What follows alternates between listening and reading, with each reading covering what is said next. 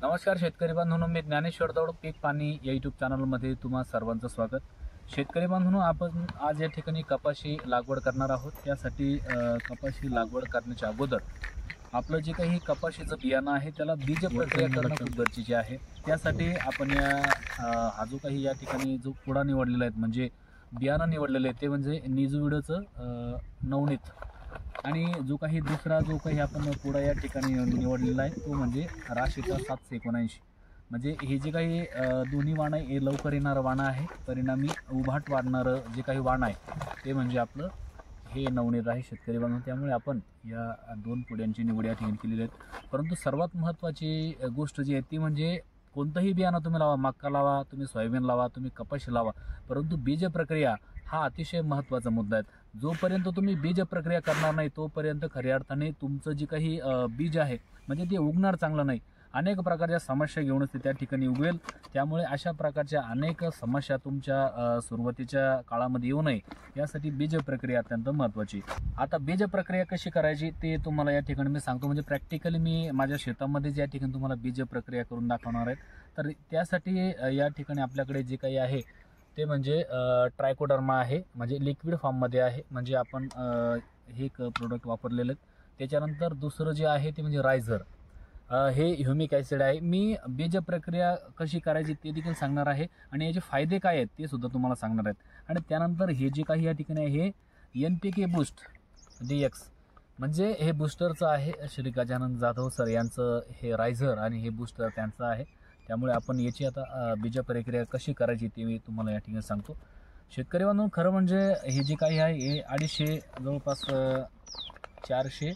475 gram या ठिकाणी पाकिट आहे. आणि यामध्ये आपण साधारणतः 3 ml आपल्याकडे हे नाही आहे, परंतु आपण या ठिकाणी एक अंदाजे 3 ml पर्यंत औषध टाकून घेऊ. तर हे साधारणतः 3 ml पर्यंत औषध झालं. आता मी या पुड्यामध्येच तुम्हाला बीज प्रक्रिया करून दाखवतोय. त्यानंतर हे ट्रायकोडर्मा. आता शेतकरी बांधवांचे फायदे काय आहेत तर ट्रायकोडर्मा हे एक बुरशीनाशक आहे. म्हणजे तुमच्या जमिनीमधील जी काही सुरुवातीच्या अवस्थेमध्ये जी काही बुरशी वाढत असते तर ती बुरशीपासून वाचवण्याचं काम हे ट्रायकोडर्मा नावाची मित्र बुरशी या ठिकाणी करेल आणि तुमचं जे काही बीज आहे ते चांगलं राहील. आणि त्यानंतर जे काही NPK बूस्ट आहे तर ते बूस्टसुद्धा आपण या ठिकाणी थोडं टाकून घेऊ, अंदाजे एक 5 ग्रॅमपर्यंत टाकून घेऊ. आता आपण हे या ठिकाणी टाकल्यानंतर आपल्याला आता याला व्यवस्थित ढवळून घ्यायचं आहे. शेतकरी बांधवांनो, हे जे काही रायझर आहे याचं काम आहे की पांढऱ्या मुळांची संख्या वाढवणं. त्यानंतर शेतकरी बांधवांनो, हे जे काही ट्रायकोडर्मा आहे मी पहिलं सांगितलं की जी काही बुरशी आहे तुमच्या जमिनीमध्ये बुरशी लागते तर त्या बुरशीपासून वाचवण्याचं काम हे ट्रायकोडर्मा तुमच्या बीजाला करत असतं. त्यामुळे हे अतिशय महत्त्वाचं आहे. आणि त्यानंतर शेतकरी बांधवांनो, हे जे काही NPK बूस्ट आहे हे NPK बूस्ट म्हणजे जे काही नत्रस पुरत पालाश याचे जे काही जीवाणू आहेत तर ते सुरुवातीच्या अवस्थेमध्ये तुमच्या पिकाला उपलब्ध करून देण्याचं काम हे NPK बूस्ट या ठिकाणी करत असतं. त्यामुळे हे सुद्धा खूप महत्त्वाचं आहे बीज प्रक्रियेसाठी. आता आपण या ठिकाणी टाकलेले आहेत. आता थोडंसं जवळ येऊन दाखवा, मी याला आता बरोबर कशा पद्धतीने टाकलं ते दाखवतोय. आता याला मी या ठिकाणी हलवून घेतोय.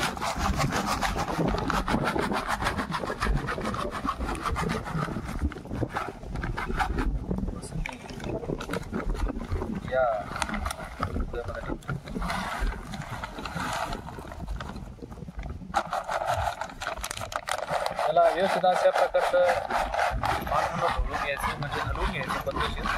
म्हणजे या पुड्यामध्ये व्यवस्थित प्रकारे जी काही बीज प्रक्रियेसाठी आपण वापरणार जे काही औषध आहे ते व्यवस्थित लागतं. परिणामी औषध चांगलं लागल्यामुळे सगळ्या बीजाला लागल्यानंतर आपल्याला याला आता थोडंसं एक 2-5 मिनिट याला सुकवून द्यायचं आहे. तर या ठिकाणी दाखवा आता जवळ. तर या ठिकाणी आपण हे बघा, तुम्ही बघू शकता एकदम सगळं जे काही आपण ट्रायकोडर्मा वापरलं, त्याच्यानंतर रायझर वापरलं, त्याच्यानंतर जे काही NPK बूस्ट आहे ते वापरल्यानंतर तुम्ही बघू शकता की याच्यावरती असं पावडर फॉर्म म्हणजे पावडर लागल्यासारखं आहे आणि सगळं हे व्यवस्थित लागलेलं आहे त्याला औषध. तर शेतकरी म्हणून अशा प्रकारची बीज प्रक्रिया करूनच तुम्ही तुमच्या शेतामध्ये कोणतंही जे काही बीज असेल तर त्याची लागवड करायची. तोपर्यंत तुम्ही लागवड करू नका, फार नुकसान तुमचं होऊ शकतं. ज्या पद्धतीने घराचा पाया असतो म्हणजे त्यावरती किती काही चांगली बिल्डिंग आपण बांधू शकतो, परंतु जर पाया मजबूत नसेल तर काही फायदा नाही.